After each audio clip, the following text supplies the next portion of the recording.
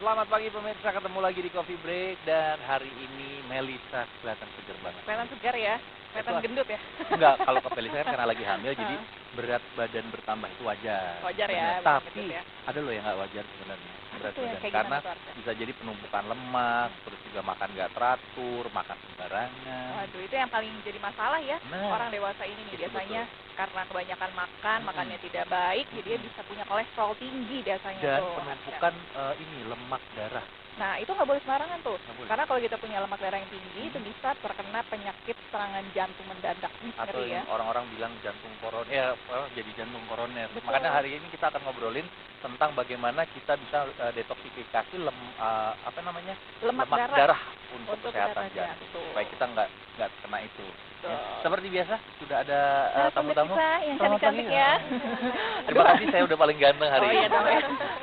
Hari ini seneng banget. Yang segar kamu kayak hari ini ya, bener cantik-cantik soalnya. Hari ini ada Eki Renata, product manager dari DRTV.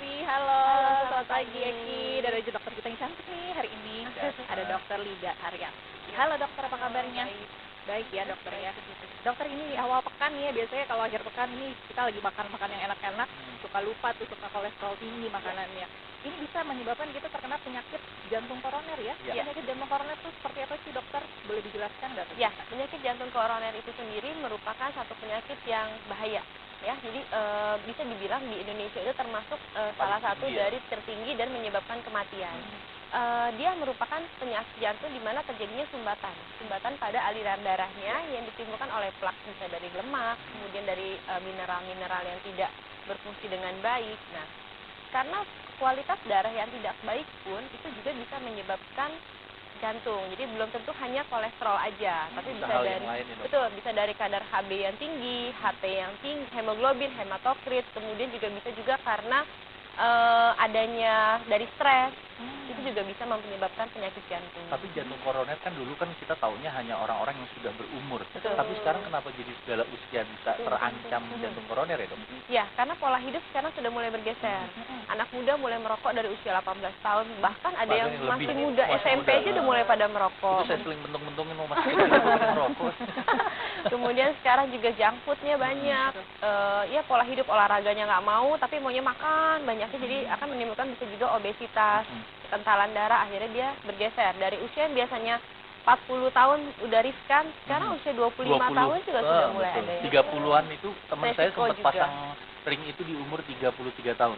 Ya, betul. Masih muda loh, sekali ya. 33 tahun kan. Memang sudah ada datanya sih sebenarnya di Riskesdas tahun 2013 tuh sudah mulai Indonesia ini sudah tadi seperti Dokter Lydia bilang bergeser dari yang tadinya penyakit degeneratif seperti jantung, kemudian stroke dan lain-lain itu harusnya pada usia 60, bukan harusnya ya, tapi lebih banyak dialami oleh yang usia 60, 50, sekarang sudah bergeser 20 tahun. Bahkan ada yang diabetes usia 8 tahun. Tuh, Makanya itu iya, karena diabetes. mungkin kesalahan dari orang tua, kemudian juga kita terlalu membiasakan bahwa anak tuh harus gemuk gitu ya. Kayak kalau gemuk tuh lucu gitu ya. Padahal setelah itu kita harus ekstra lagi karena itu tadi penyakit-penyakit dan banyak racun-racun yang ada di Radikal dalam bebas, betul ya? radikal bebas, kemudian dari makanan, sehingga harusnya sistem detoksifikasi dalam tubuh kita ini harus berjalan dengan baik. Ya. Kalau detoksifikasinya tidak berjalan dengan baik, jadi gini, intinya detoksifikasinya adalah membersihkan lemak ya, lemak di dalam darah.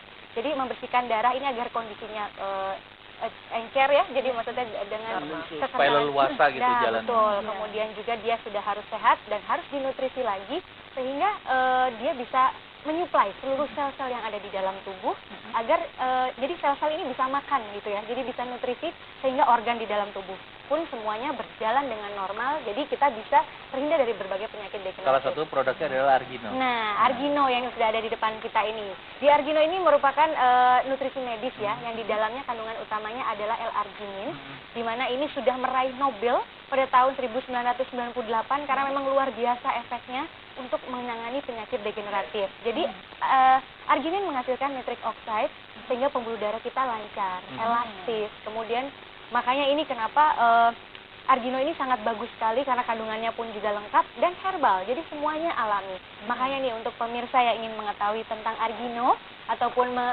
melakukan pembelian sekarang juga nggak apa-apa. Nah, sudah ada di call center kami di 021265382283 atau 08071195 kali, atau datang ke Innovation Store atau kunjungi website kami. Oh, ada Argino. Ya, di www.argino.id. Jadi bisa langsung di sana mengetahui informasi lebih lengkap tentang Argino. Waduh, tapi nanti kita ngobrol lebih banyak ya sama Eki ya. Karena nanti ada ini juga, ada apa namanya tuh, customer dari yang sudah merasakan manfaat dari Argino ya. Baik, kita masih akan bicara mengenai manfaat dari Argino ini. Ya.